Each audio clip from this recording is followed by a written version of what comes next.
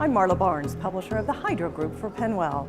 And for this week's Hydro Headlines, we have a special edition for you. I'm here in Washington, D.C. at the Capitol Hilton Hotel. This hotel was the home of the National Hydropower Association's annual conference held last week. Now, headlining the speaker lineup for the conference was the U.S. Department of Energy Secretary Ernest Moniz.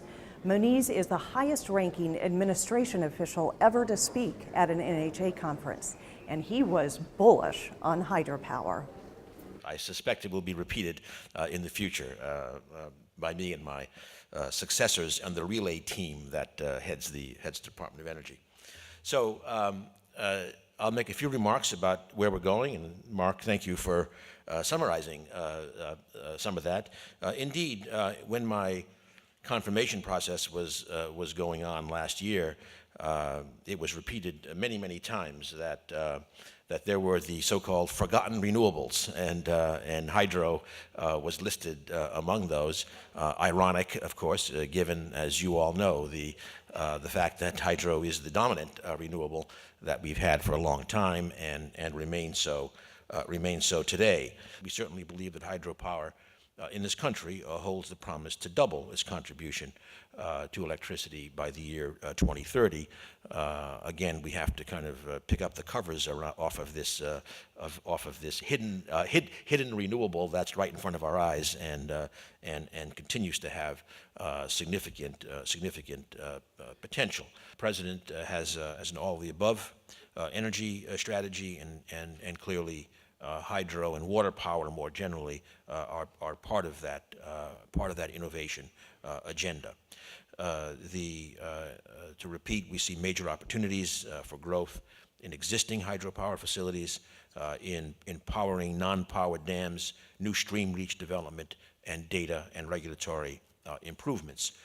Now, during the conference, the U.S. Department of Energy unveiled a plan designed to ultimately dramatically increase the amount of hydroelectric capacity in the United States. We've been working very closely with NHA.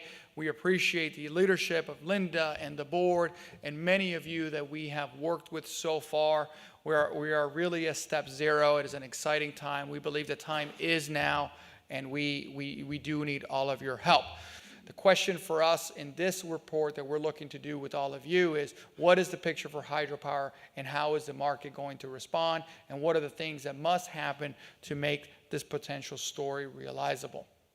Also during the conference, NHA awarded 4 Legislators of the Year to members of Congress for their efforts in championing legislation about hydropower through the House and Senate in 2013.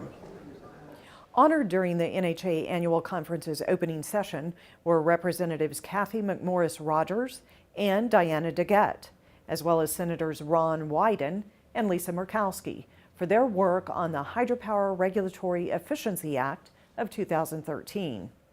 The bill, which was enacted by President Barack Obama in August of 2013, represents the only piece of energy-related legislation to have passed Congress this past year. The bill promotes the development of small and in-conduit hydropower projects and shortens the regulatory timeframes required of certain other low-impact hydropower projects, including additions to existing non-powered infrastructure and closed-loop pump storage. The NHA conference attracted more than 560 registrants from all over the country. Next year's event has been announced. It will be April 27th through 29th here at the Capitol Hilton Hotel. Well, I think that's the hydro news for this week. Next week, we'll be back in the studio reporting news from all over the world. So, of course, be sure and join us for that newscast and every week's newscast brought to you by Hydro Consulting and Maintenance Services.